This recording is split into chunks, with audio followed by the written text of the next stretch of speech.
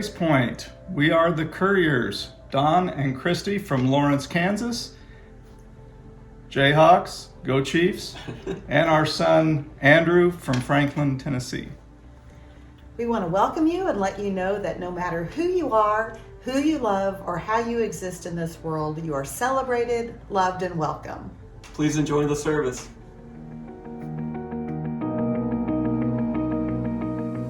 Welcome to Grace Point. We are a progressive Christian church, loving our community by gathering in our homes. Even as we practice social distancing, we're asking big questions about what it means to be human, what it means to love our neighbors, and what it means to follow Christ. We're cultivating a safe virtual space to deconstruct or reconstruct, to question and to grow. We are welcoming, affirming, and fully inclusive. Because who you are and who you love are celebrated here. While we may be physically apart from one another, we believe we're never truly alone. You are never alone. We're together in this. We're together in this. So even though we can't give you a hug just yet, we want you to know that you are beloved, you are included, and you are affirmed. Welcome to Grace Point. Welcome to Grace Point. Welcome home. Welcome home. Welcome home.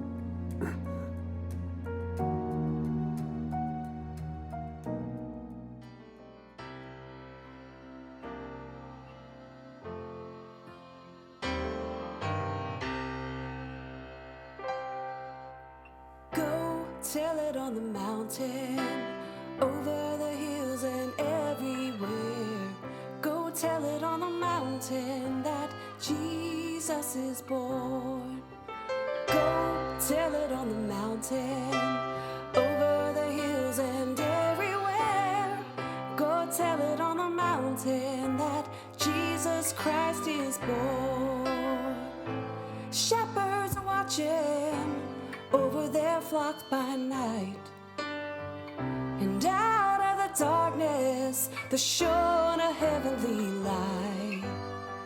They feared and they trembled high above the earth, singing an angel chorus, telling of the Savior's birth. Go tell it on the mountain, over the hills and everywhere.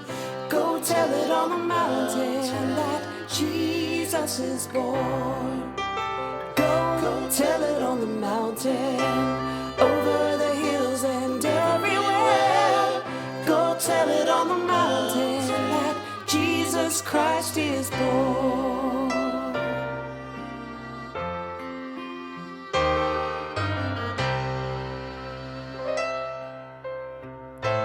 Guess I was a seeker, I sought them both night and day, and asked the Lord to help me, and He showed me the way.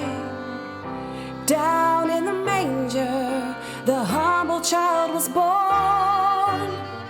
God sent us salvation on that Christmas morn.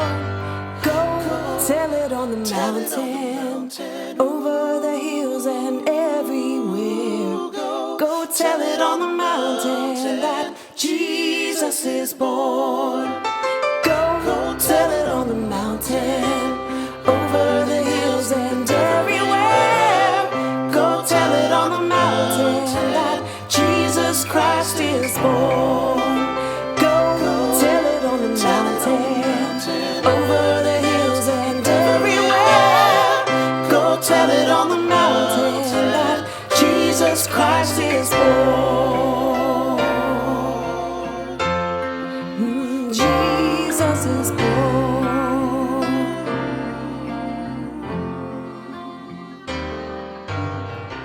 Welcome. My name's Christy Courier from Lawrence, Kansas. My pronouns are she, her, and hers. I am going to be doing the announcements this morning. So first off, volunteers are needed for the band and hospitality team. If you're interested in being a music volunteer, scan the QR code and follow the band volunteer form button. For all other volunteer positions, tap the general volunteer form button. The Grace Point holiday schedule, we'll be having virtual service only next Sunday, January 2nd. Reimagine, Reconstruct is on pause until January. It will return on Wednesday, January 12th, 2022 at 6:30 p.m. Central Time as Reimagine. YAM, Young Adult Meetup, is back in January. This group's a chance for people ages 20 to 35 years old at Grace Point to meet, make friends, and talk about the issues most important to them at this stage of their lives. Mark your calendar for our first meeting of 2022 on Thursday, January 20th from 6:30 to 8:30 p.m. at Diskin Cider. We will now meet the first and third Thursday of each month. Tap the Young Adult Meetup button on the QR code for information on meetings and the YAM Facebook group. Care Group update. After 2 successful community gatherings, we're eager to start Care Group again, and we want to do it as safely as possible. This week, we created a survey to indicate Care Group interest as we prepare for 2022. If you're willing to host a group or want to be part of a Care Group, please take 1 minute to fill out the survey so we can successfully launch in-person groups early next year. Tap the Care Group survey button on the QR code to find this survey. Thank you for your continued financial support. We couldn't do what we do without your giving. You can give in multiple ways. Text GracePoint to 77977. Go to gracepoint.net//give. And you could also use the QR code on the screen. Or you can mail checks to our P.O. Box, P.O. Box 90160, Nashville, Tennessee, 37209 by December 31st. Thank you. End of the announcements.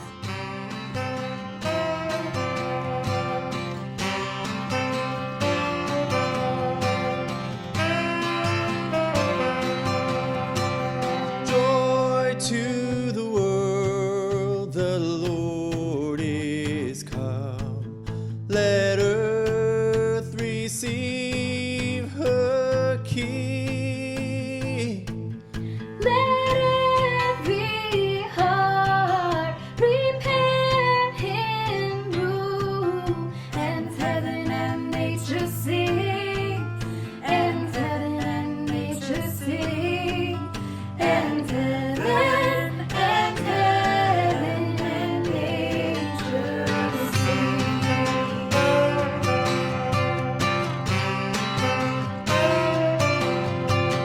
Joy to the world, the Savior reigns. Let all our songs employ. While fields and floods, rocks, hills and plains, repeat the sounding joy, repeat the sounding joy, repeat the sounding joy. Joy, unspeakable joy, an overflowing well, no tongue can tell. Joy, unspeakable joy, rises in my soul, never lets me go.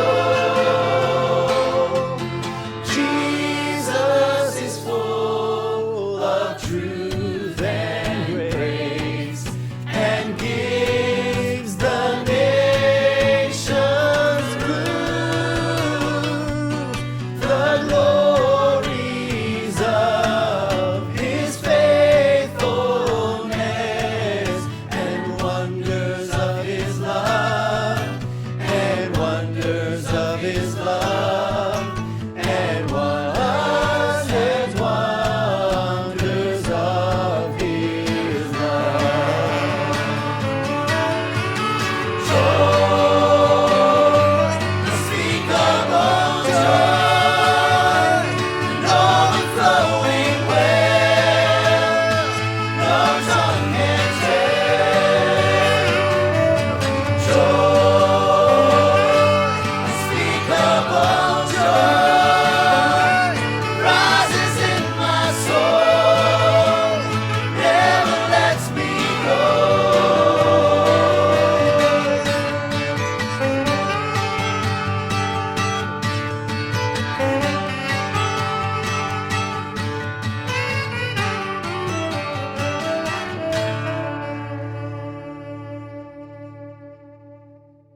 Hello, Grace Point, and Merry Christmas. I hope you've had a great holiday over the past couple of days. Also recognize that these sorts of occasions are really complex and are really muddy for lots and lots of us. So if you haven't had a great holiday, if this has been a really hard few days, just know that we love you and we see you and that we honor your experience. And we're so glad you're with us today. Today, we're going to wrap up our Christmas series, no pun intended. Or maybe there is a pun intended. Let's just do this. If you do not like puns, that was not a pun. If you enjoy a good pun, that is my Christmas gift to you. But today we're going to finish up this series by talking about the gifts of the Magi, essentially the visit of the Magi. And this is a story found in Matthew's Gospel, only in Matthew's Gospel. As we've talked about, we usually, when we see a Christmas pageant or a Christmas play, we usually see sort of a mashup, a Frankenstein's monster sort of stitching together of most of Luke's narrative with the wise men, the Magi from Matthew attached to it. And so we're going to look at this story today. And I just wonder if, when you think about this story, how many Magi were there? Did they ride camels? Were they kings, as we've sung about? What about the star of wonder, star of night, star with royal beauty, bright, westward leading, still proceeding? What about the star? Let me just tell you what I think up front, and then, because instead of saving it for like a aha at the end, and it probably won't surprise you if you've been tracking with this series, I actually think the story of the visit of the Magi, I do not believe is literal history. I think in this story, Matthew is creating a parable to further deepen his portrait of Jesus through this lens of Jesus as the new Moses. And we're going to talk about what that means and how that might work. Another way to put it is, this is a story, you remember we talked about Midrash before? Midrash is a kind of ancient commentary on the text that often fills in gaps that the text doesn't. And so we might call this a bit of Matthean Midrash. Matthew is actually riffing on some mosaic, some Midrash about Moses, and he's adapting it to his story of Jesus, which we saw him do with his birth story, right? We saw that the story of Joseph discovering Mary's pregnancy and then considering divorcing her, but then having a dream. We saw that actually there was a story about Moses where, in order to avoid Pharaoh's decree that all baby Hebrew boys be killed, that they decided to divorce, but then there was a dream, a revelation that brought them back together. I think something really, really similar is happening right here. But it's also true that Matthew does not create the elements of this story. He doesn't just grab them out of the ether and make them up. They come from the Jewish scriptures. So the first followers of Jesus had this paradigm-shifting experience in Jesus. They experienced something that exploded their categories, that they could not, they just couldn't find through the lenses they'd been given. They couldn't figure out how to interpret it. So what they did is they began to seek to explain that experience, because that's what we always do. We seek to explain our experiences. And when they did that, they went back to the Jewish scriptures. And they didn't call them the Jewish scriptures, they just called them the scriptures. But they went back to their scriptures, and they began to reread them through the Jesus lens.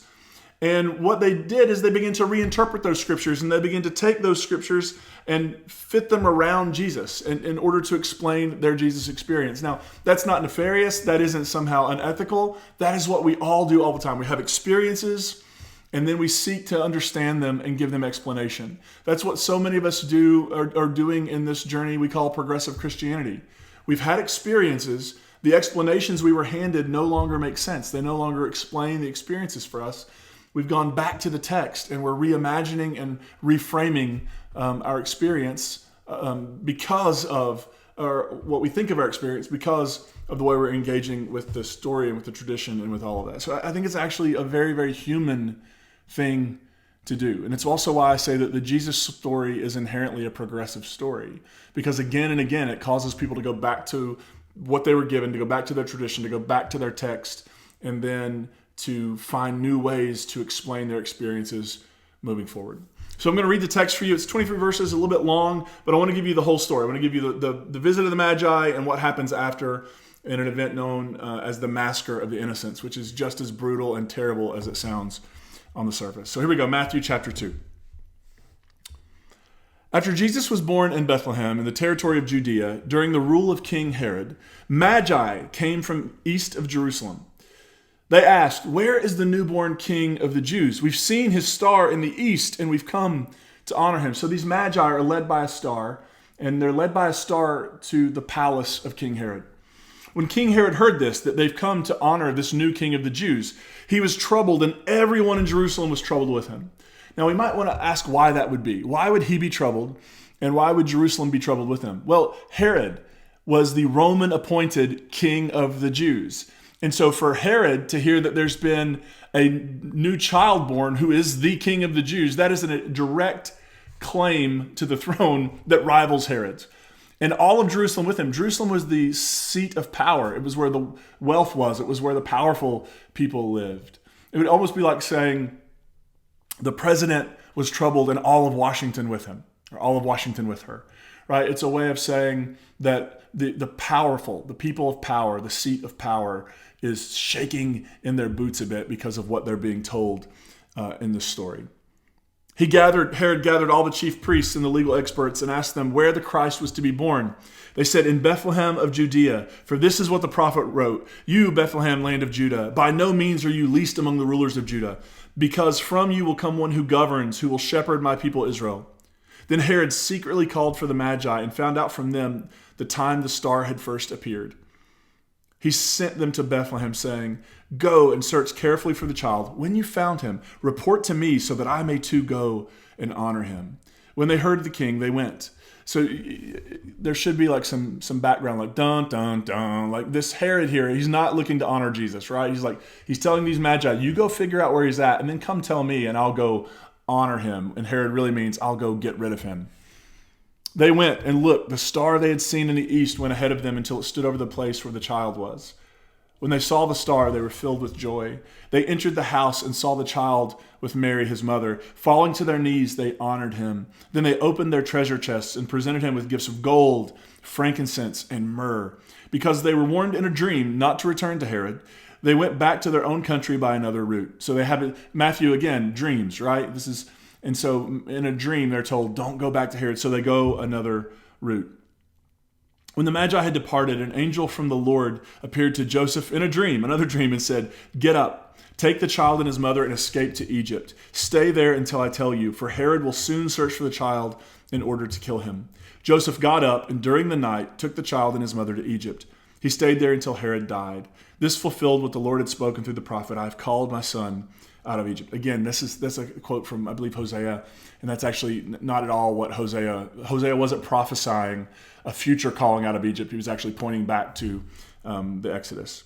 When Herod knew that the Magi had fooled him, he grew angry, which is pretty common for Herod. He was paranoid, he was powerful, and he was not afraid to use his power to harm others.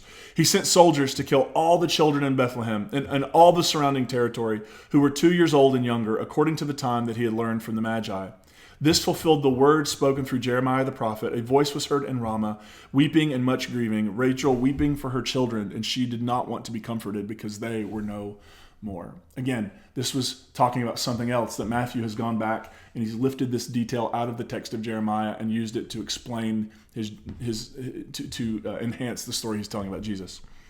After King Herod died, an angel from the Lord appeared in a dream again to Joseph in Egypt. "Get up," the angel said, "and take the child and his mother and go to the land of Israel. Those who are trying to kill the child are dead." When Joseph got up, took the child and his mother, and went to the land of Israel. But when he heard that Archelaus ruled over Judea in place of his father Herod, Joseph was afraid to go there. Having been warned in a dream, he went to the area of Galilee. He settled in a city called Nazareth, so that what was spoken through the prophets might be fulfilled. He will be called a Nazarene. The prophets actually didn't say, that's actually not in the prophets. There's a sort of maybe a way you could take something that one of the prophets said about a shoot, a netzer, coming off of the stump of Jesse, who was the father of David, but that's way too much right now. All that to say that there is no text that actually says that very thing, but Matthew is creating this narrative, and it's a really, really interesting story. You have these strange visitors from somewhere else who are coming to worship the new king of the Jews, and they're stopping off to tell the old king of the Jews that his days are numbered. And then there's this tragic scene where Herod massacres the innocents of Bethlehem and the surrounding regions. So I just want to walk through this, some of the details in the story, and just kind of pull them apart a bit. And then at the end, we'll say, well, what do we do with this story now? What does this story maybe mean for us? And let's begin with the star. Who among us on Christmas night has not gone outside and tried to figure out which star is the Christmas star? Maybe it's that one, maybe it's that one. Anybody else? I'm sure most of us have probably, especially if you grew up where these stories were so deeply embedded in your imagination like they were for me. This star functions sort of like divine GPS, right? Because the star is moving. And then, you can try, well, maybe it was a comet. I don't think that's what Matthew's doing here. And there are lots and lots of problems with the idea of a moving star, right? We just know that that's not what stars do. We know that the light we get from stars today, the light we see in the sky, is not current. That is from way a long time ago, and that light is just now getting to us. We're seeing it. We're essentially, when we look at a star, we're looking at light from the past, that it's just getting to us. And so there are lots and lots of problems with taking the star literally, but I don't think that's what Matthew intended. I actually think that, so a star did play a role. There was a messianic sort of symbol of the star and the scepter, and it comes from Numbers 24, where the text says a star comes from Jacob and a scepter arises from Israel. So it could have a little bit to do maybe with Matthew, with that text. That would later come into play with some of the messianic claimants, I believe in the 130s CE. But what's interesting about a star transcends boundaries, right? Like a star is above us and it's out there, and it isn't bound by any of the geographic, religious boundaries that we create. Stars transgress boundaries. They are universal. And I think that part of what we're being told in this story from Matthew is there's something about the Jesus story, which is a deeply Jewish story, but it's also universal. There's something, it's overflowing the boundaries and the containers that it was placed in. And I think good stories end up doing that, right? Powerful, meaningful stories, they often transcend and draw other folks in. And that was actually the Jewish vision. The Jewish vision in parts of the prophets is that eventually everybody comes to the feast on the mountain. Not just this particular group of people, but eventually the gates are thrown open wide and the world will come to experience the God of Israel. So I think there's something about this star, something about transcending boundaries, and something about this idea of we're being invited to a story that is universal. And then who are the Magi? They aren't called kings in this text. What we know is that we know that Magi were kind of Zoroastrian priests, which is a religion from Persia. So it's possible that Matthew is meaning to say that these are folks from another religious tradition who are being drawn by this light of this Jesus story. There's also another, and I just learned this recently, there's another possibility surrounding the Magi, and I don't know, I cannot tell you Matthew intended this, but I think it's at least interesting that around 500 years before Matthew wrote his story, sometime in the 500s BCE, there was a genocide carried out against the Magi because they had carried out a covert subversive action against the Persian Empire. So they had participated in disguising one of their people as the king, and you can look up the Mask of the Magi, and it's an interesting story. But I wonder, partly, does Matthew include them because they have this connotation of threat to the empire? I mean, it is interesting that they go to Herod first. Like, they're following the star. Why don't you just go straight to the house where the baby Jesus is, the 2-year-old Jesus or whatever? Why do you make a pit stop at Herod's palace? Well, because in Matthew's story, they need to go to Herod's palace to tell Herod the news so that then Herod will carry out his terrible plans, so that then Jesus can be sent to Egypt, so that then Jesus can be called out of Egypt, so that then Jesus can get to Nazareth. Whew. Matthew is playing the long game here. And I just wonder if maybe we're supposed to see them as sort of these, maybe they carry this connotation of that this story is going to be subversive to those in power. Herod does not want to kill, in this story, the baby Jesus, because he's offering salvation to people so that they can go to heaven when they die. He wants to get rid of the baby Jesus because this baby is a symbol of threat to his power and his prosperity. That this baby is a symbol that will challenge the power of empire. I think there's something to that. And I also think it's possible that maybe Matthew included Magi, these sort of visitors from another place, simply to point once again that Jesus will transcend the boundaries of separation and that all nations will essentially be drawn to his light. But again, Matthew didn't invent these visitors out of the ether. Matthew actually brings them and lifts them out of the Jewish scriptures. Listen to Isaiah 60. Arise, shine, your light has come. The Lord's glory has shone upon you. Though darkness covers the earth and gloom the nations, the Lord will shine upon you. God's glory will appear over you, maybe like a star. Nations will come to your light and kings to your dawning radiance. Now, this is talking about the people of Israel. But Matthew, of course, is taking this and applying it to Jesus, who is also in Matthew's gospel. If we were going through the whole gospel, you would see that Jesus is kind of reenacting the story of Israel. And the kings to your dawning radiance. So this is where we get the idea of kings. It's from Isaiah 60. And it's pretty obvious that Matthew is alluding to this text. Lift your eyes and look all around. They are all gathered. They have come to you. Your sons will come from far away, and your daughters on caregivers' hips. Then you will see and be radiant. Your heart will tremble and open wide because the sea's abundance will be turned over to you. The nation's wealth will come to you. Countless camels, this is where the camels come into the story, will cover your land. Young camels from Midian and Ephah, they will all come from Sheba, carrying gold and incense, proclaiming the Lord's praises. Kings camels, gold, incense, and there's a good reason to reason to believe that the reference to Sheba would take us back to the story of Solomon and the visit of the Queen of Sheba for Matthew, which she also brought spices, many of them a common spice, a common resin in that day would be myrrh. And so these gifts have really interesting meaning. Gifts of gold are gifts given to a king, to royalty. Frankincense is used in the worship of divinity, and of course myrrh in the first century in the Middle East, it was used to prepare a body for burial. And so right away in this story, by using gold, frankincense, and myrrh, Matthew is alluding to what he thinks about Jesus. Jesus is the rightful king. Jesus is God with us. And this Jesus story will not escape the pain of death. And so that's sort of what I think is going on with the wise men. Then we come to Herod. And as I mentioned, Herod was a paranoid, bloodthirsty tyrant. There's no historical evidence that he ever carried out a massacre of the innocents. There's just none, and that would have been mentioned. And it's a very on-brand thing. I can see why Matthew would see this as an on-brand moment for Herod, because Herod was seriously bloodthirsty. He had his own children killed because he thought they wanted his power. He had his wife, who the historians say he loved her deeply, but actually he was just deeply, deeply jealous and controlling, and he had her killed. And he just was, bodies were dropping around him. There's some great biographies on Herod. He's called Herod the Great because he was a master builder. His mind, he invented hydraulic cement. His brain was incredible, but he was also a very sick person, and he harmed a whole lot of people.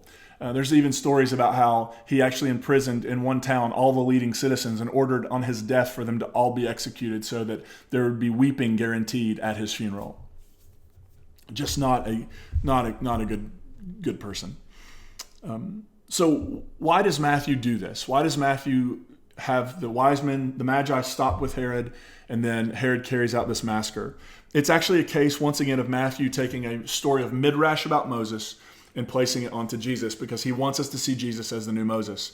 If you remember that in the beginning of Exodus, the Pharaoh orders all the baby Hebrew boys should be killed, right?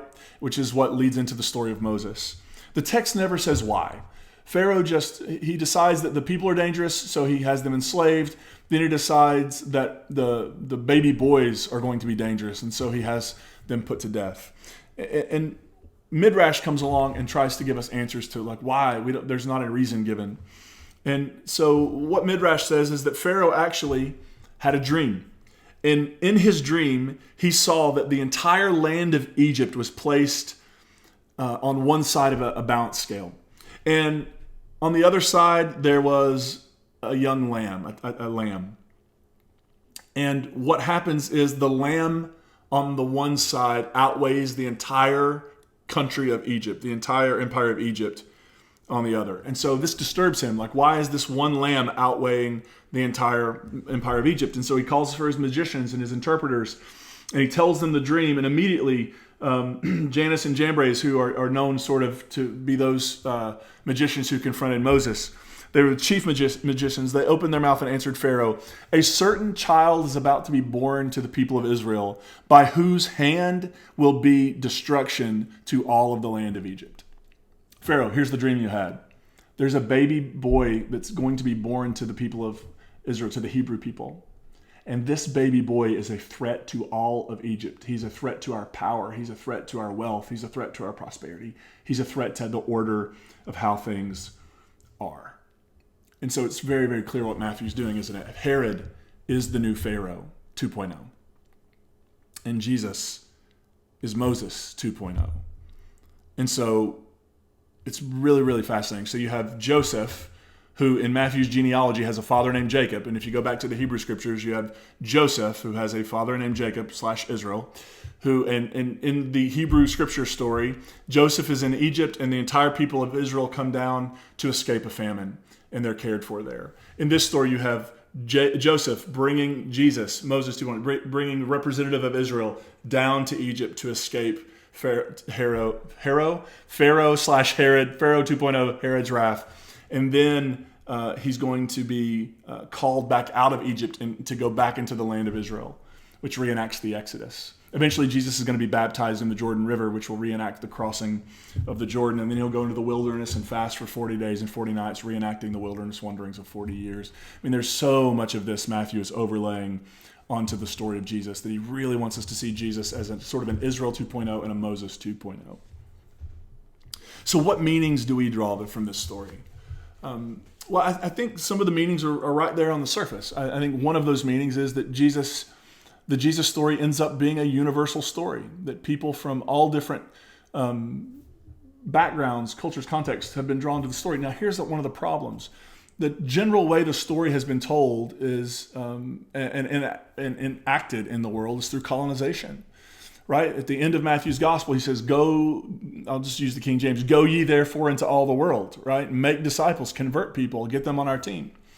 And we've talked about that story before. I actually don't think Matthew's Jesus was sending his people out to colonize the world. I think what he was saying is, as you go into the world and you begin to live in community with one another in the way I've taught you, you begin to live out my teachings, other people who aren't part of your background, who aren't part of your religious experience, who aren't a part of your ethnicity, who aren't a part of what you've known, who do not fit within the boundary that you've been told everything must fit within. And when those people show up and they want to participate, welcome them with open arms. It is different to welcome someone and embrace them than to go into the world and colonize them. And so I think what Matthew is getting at in both ends of his gospel, here at the beginning, and of course this is a foreshadowing of the end where he's going to send, as you go into the world, make disciples. I think we're being told this is a story of universal appeal, and that there should be no boundaries for those who want to participate. Don't harass those who don't want to participate. Don't critique them. Don't try to convert them and convince them. No. But there are going to be people who want to be a part of this. Let them be a part of it. Embrace them. This is their story too now. And so I think that's one of the meanings, that this is a universal story. Not universal in the sense that everybody must participate, and not universal in the sense that we're going to, we're going to colonize you until you do participate. That is actually, I think, the opposite of what Matthew's Jesus is inviting us to.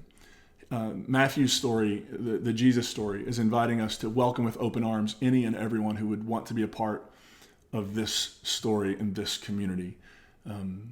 And so I think that's one thing. The second thing is I think we see, again, Jesus presents a challenge to how the world is run and carved up. And I feel like this comes up in sermons again and again. I know some of you may be thinking, he's preaching the same sermon every week. I just no longer know how to preach the Bible, how to preach the Jesus story, how to open up the scripture and read the Jesus story and not see that Jesus is presenting a direct threat and challenge to how the world is run. I just can't unsee it. Once you see, you can't unsee. And I can't unsee that is present and happening in the Jesus story. You don't try to get rid of somebody because they're preaching an evacuation message. You don't try to get rid of somebody because they're talking about an otherworldly salvation. Jesus is talking about how the world is run and how the world should be, could be, maybe one day will be run. And so I think this story is inviting us right away in the Gospel of Matthew into where do we want to end up in this story? How do we see ourselves in this story? Nobody wants to be the King Herod in the story.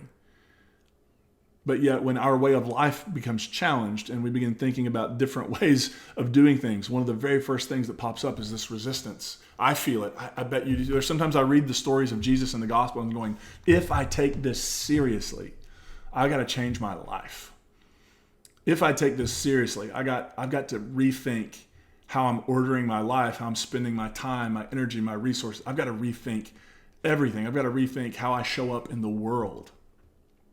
Yeah, I think that's the challenge of this story. and one final application I would say is I think it's a call to move toward adventure. I love the idea of these magi.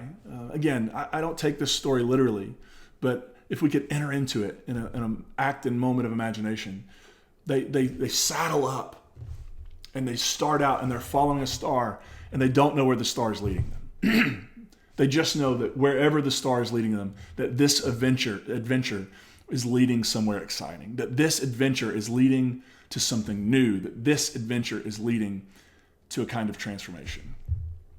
And contrary to what lots and lots of evangelical, especially megachurch pastors, are saying on the social medias right now about deconstruction and why people are deconstructing their faith, and no.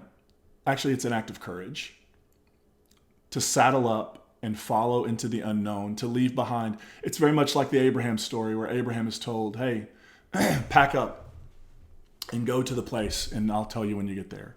No GPS, no map, no Waze, just go and we'll figure it out on the way. I think there's an invitation in this story for us to continue in this adventure and to continue on this journey, never knowing where we're really going. But that's kind of the point. Nobody watches a National Lampoon's Vacation movie if they get in the car, they have the exact right directions, and nothing happens along the way. It's the adventure. It's the learning and the growing and the letting go and the embracing and the transformation. That's the whole point of the whole thing. So wherever you are on your journey, whatever the word deconstruct means, and it's not my favorite word because I think sometimes it's become a word that is, once again, has so much baggage on it that we don't even know what it means. But if this unraveling, whatever language is meaningful to you to describe what's happening to you, and that's the other thing. Other people don't get to give you the language to describe what's happening to you and happening in you. Wherever you are, may you have the courage to continue following that process. May you have the courage to keep one eye up to the star and one eye on the road, not knowing for sure where you're going, but knowing that adventure lies before you, that transformation lays ahead, and that something new is being born into the world, and it just might change everything.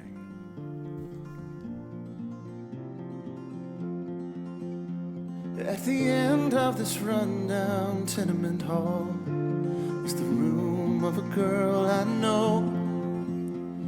She cowers behind all the deadbolt logs, afraid of the outside world. So how should I come to the one I love? I will find a way.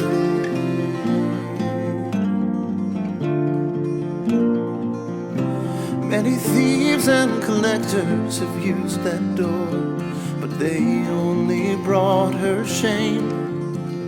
So she won't even open it anymore. Still I will find a way.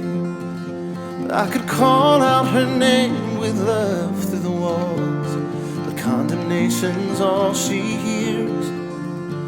I could break down the door, take her into my arms, but she might die from the fear. So how should I come to the one I love? I will find a way, I will find a way. How should I come to the one I love? I will find a way.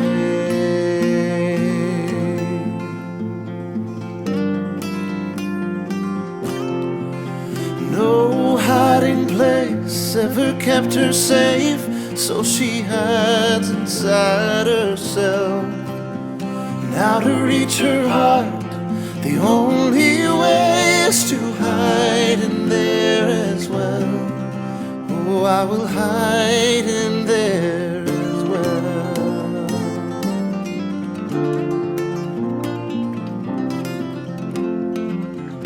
Well, she gave up on love, waiting for a change, but a change is coming soon.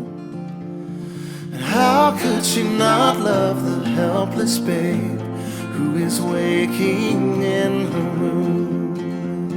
Oh, I found a way.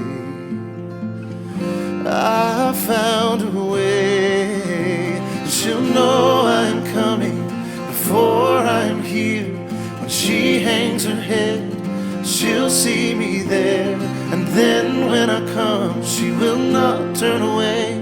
All the beauty and joy will return to her face, and what of that loneliness? Now it is gone, lost in the bond of a mother and son. Every sin that she suffered at the hands of man, every single disgrace will be washed clean again. I will love her completely, and when I am grown, I'll carry her out of that tenement room. I'm doing a new thing, and soon you'll see I'm coming among you, and my name shall be Emmanuel.